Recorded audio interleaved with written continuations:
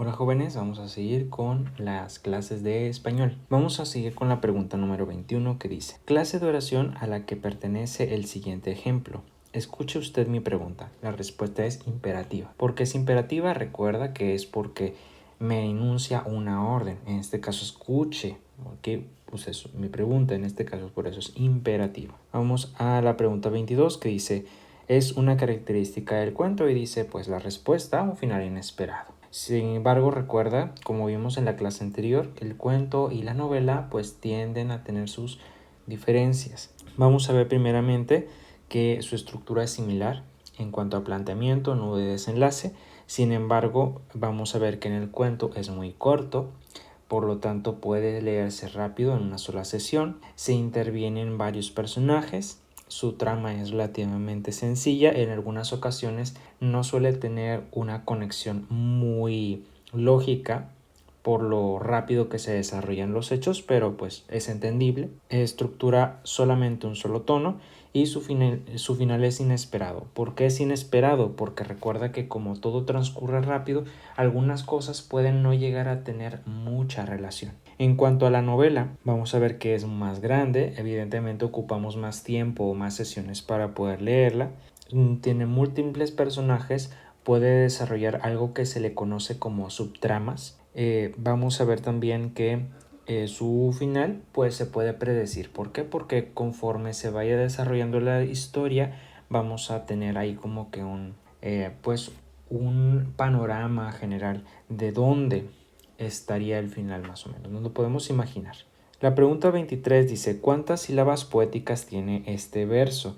Y dice: al sonoro rugir del cañón. Aquí vemos que la pregunta se refiere a sílabas poéticas. Vamos a ver qué se refiere con sílabas poéticas. Pues se refiere a la cantidad de sílabas de acuerdo con una reglamentación. En este caso, vamos a ver que al sonoro rugir del cañón, cuando lo separamos por sílabas, al sonoro rugir del cañón, son 9.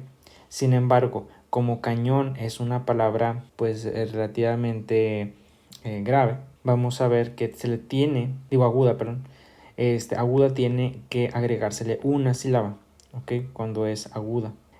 Sin embargo, cuando la palabra en sí es esdrújula, se le tiene que restar una. Entonces aquí nada más contar las sílabas y pues la última palabra, saber qué tipo de palabra es. En este caso es una palabra aguda, perdón. Pues se le tiene que sumar una sílaba. Por eso, a pesar de que tiene 9 sílabas en prosa, para hablar de sílabas poéticas, pues se le suma una, dando como total un 10 sílabas poéticas. Vamos a ver la pregunta número 24 que dice: obra de la obra teatral entre meses. Esta es una pregunta clásica porque pues el autor es relativamente conocido, es Miguel de Cervantes, también reconocido por el Don Quijote de la Mancha.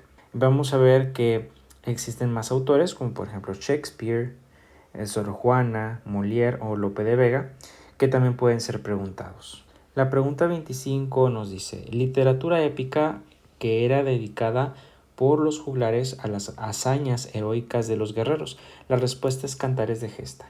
Pues en sí, ¿qué son los Cantares de Gesta? Los Cantares de Gesta pues eran una serie de relatos que hablaban de hazañas heroicas, de hechos prácticamente en algunas ocasiones imposibles, pero dentro del marco de lo real, que los juglares, que son estas personas que se los memorizaban, pues los declamaban, los decían al pueblo, y era una manera de entretener, ¿okay? Los cantares de gesta. Algunos cantares de gesta ejemplares son el cantar del Mío Cid, los 7 infantes de Lara y la historia del rey Rodrigo. Vamos a seguir también con la pregunta 26 que dice: vivió en México, se le recuerda por sus famosos madrigales, como aquel que comienza diciendo: ojos claros serenos. La respuesta es Gutiérrez de Cetina. Aquí hablamos del tema de literatura española del Renacimiento. Aquí hay que recordar los autores: Juan Boscán, Garcilaso de la Vega y Gutiérrez de Cetina, que Gutiérrez de Cetina es la respuesta porque nos habla de el único mexicano, vaya. Lo que es Juan Boscán y Garcilaso de la Vega van más a lo que es el español, o sea, directamente los peninsulares. en este caso europeos, en otras palabras.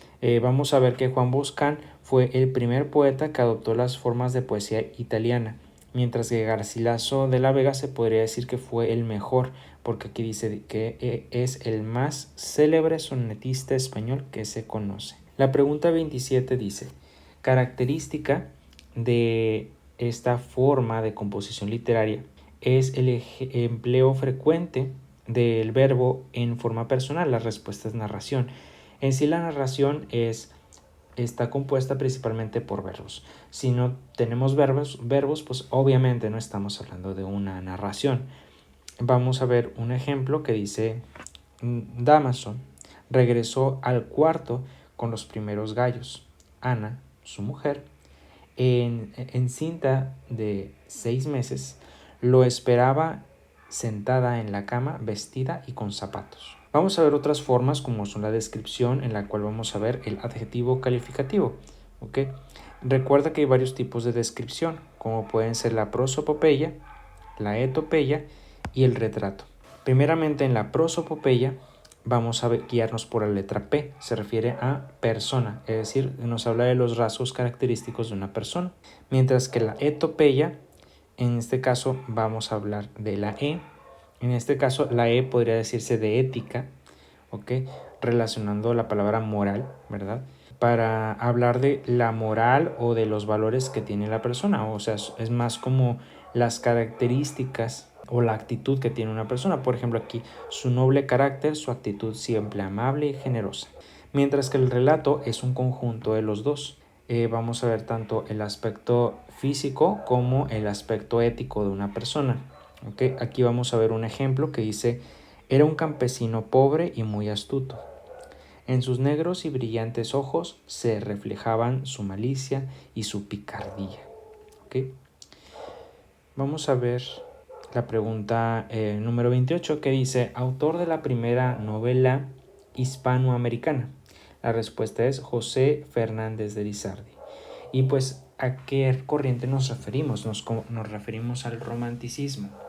Vamos a ver que el romanticismo se produjo como una expresión en contra del neoclasicismo. Aquí hay varias características que tienen este periodo, como el afán de libertad, el sentimiento predomina sobre la razón, el amor limpio y profundo, rompe con toda clase de normas, gusta de lo exótico, valora la naturaleza, produce más poesía y pues bueno, al finalizar los autores por lo general se tornan pesimistas, se refugian en la soledad y finalmente se suicidan. Vamos a ver que existen varios tipos, en varias regiones.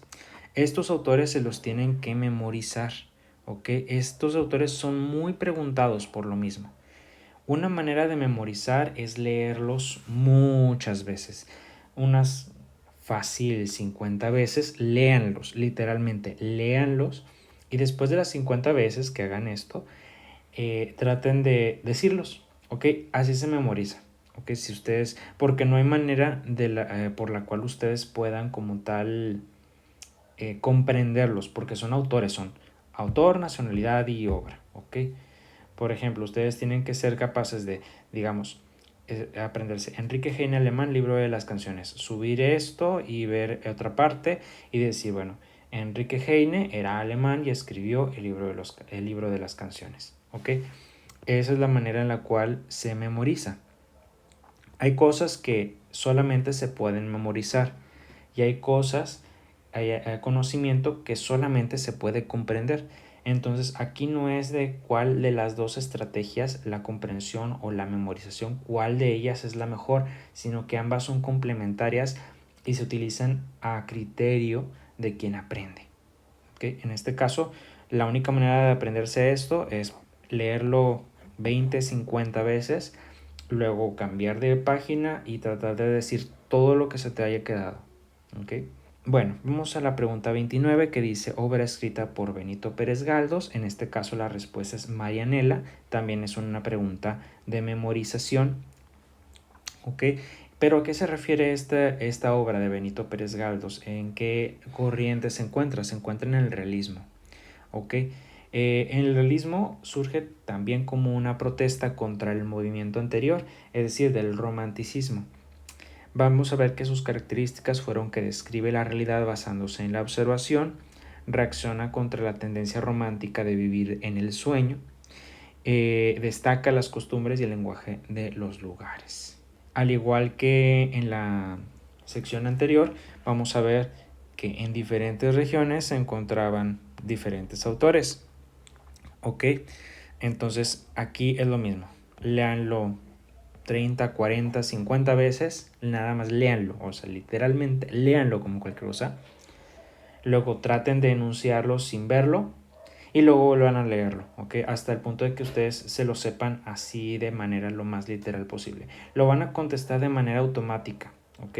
Es decir, por ejemplo, si yo te pongo ¿cuál fue la obra de José María de Pereda? Tú vas a decir Peñas arriba, ¿ok? Inmediatamente, o sea, va a ser como que automático, ya no vas a pensar directamente.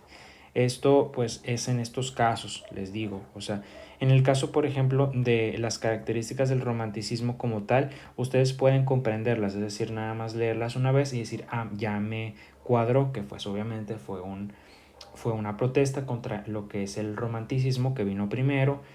Obviamente como es realismo pues describe todo lo que es real, se caracteriza por lo que son los lugares, ¿ok? Destaca las características reales de los lugares y pues está totalmente en contra de lo que es vivir una vida perfecta, ¿ok? Que es en este caso una vida de ensueño. Entonces, eso lo puedes comprender, pero esto de los autores, esto es memorización, al 100% memorización. Vamos a la pregunta número 30 que dice autor cubano de la corriente del modernismo. En este caso la respuesta es José Martí. Ahora bien, el modernismo es un eh, tema muy preguntado en todo lo que se refiere a la educación secundaria, por alguna razón. Sabemos que el autor principal del modernismo es Rubén Darío. Dio el inicio al modernismo, que fue el único movimiento que nació directamente en Latinoamérica. El libro que escribió Rubén Darío, nicaragüense por ciento, fue Azul, precisamente. Y pues bueno, todo este parrafito, este parrafito les pueden preguntar qué libro escribió Rubén Darío a qué corriente pertenece, o cuál es la única corriente que nació en este caso en Latinoamérica. ¿Ok? Ok, cualquier cosa de esas se las pueden llegar a preguntar, pero les digo, esto es comprensible. También otro caso importante es que también se preocupa por la sonoridad de las cosas, utiliza un vocabulario muy elegante, de hecho por lo general recurre a extranjerismos, en particular lo que son provenientes del inglés, que también se conocen como eh, eh, lo que vendrían siendo extranjerismos ingleses y también a extranjerismos franceses. Vamos a ver también que utiliza el cisne como un símbolo de belleza e inventa nuevas palabras que también se conocen como neologismos. Anglicismos del inglés y galicismos del francés. Igual que las demás.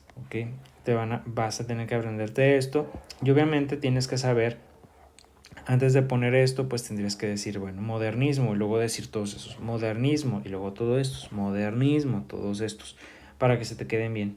¿Okay? Y al final, si te preguntan quién escribió La Amada Inmóvil, vas a decir Amado Nervo. ¿Ok? O sea, es memorización al 100%, no hay probabilidad de que lo puedas comprender al 100%, así de que todo, más allá de lo primero, que Rubén Darío, nicaragüense, escribió Azul, ¿okay? Que te digo que si la aplican, pues obviamente es un punto positivo, pero existe también probabilidad de que puedan aplicarte cualquiera de estas, y pues ya te dije cómo memorizar, es un aspecto muy importante. 31. Autor de El Llano en Llamas, que pertenece a la corriente de la novela de la Revolución Mexicana. La respuesta es Juan Rulfo. Igual, ¿quién escribió El Llano en Llamas? Juan Rulfo, ¿ok? En este caso, la novela de la Revolución Mexicana es muy importante, ya que te puede preguntar como cuál fue el acontecimiento a partir del cual los mexicanos hicieron relatos o hicieron una corriente literaria. la Revolución Mexicana. ¿Ok? Esa también podría ser una pregunta. De hecho, creo que más adelante podemos revisarla. Igual hay que revisar lo que serían los autores con sus obras respectivamente, de la misma manera que se los comenté previamente. Vamos a ver ahora la pregunta número 32 que dice, ¿es una característica del modernismo? Decía, utiliza galicismos, anglicismos y neologismos, ¿ok? Galicismos del inglés, anglicismos del francés y anglicismos del inglés. Autor de La Guerra y la Paz, León Tolstoy. ¿Cuál es el tipo de diálogo que se ejemplifica? Y dice, qué bueno que está aquí todavía, dijo Amelia y le clavó rabiosamente los negros. ¿Qué tan tarde es?, preguntó Esteban, un tanto sorprendido. La respuesta es un diálogo indirecto. ¿Por qué es un diálogo indirecto? Porque aquí nos relatan, dijo Amelia, ¿ok? Si nosotros le quitáramos todo lo que está después de estos guiones, sería un diálogo directo, pero como no lo está, es un diálogo indirecto. 35. Libro de versos y relatos escrito por Rubén Darío, cuya aparición da inicio al modernismo. Azul, ¿ok? Lo que les decía anteriormente. Azul fue escrito por Rubén Darío. La pregunta número 36 dice, es un artículo periodístico en el que el autor hace comentarios personales sobre algunos hechos y los presenta desde su particular punto de vista. La respuesta es crónica. La crónica es uno de los tipos de artículos periodísticos.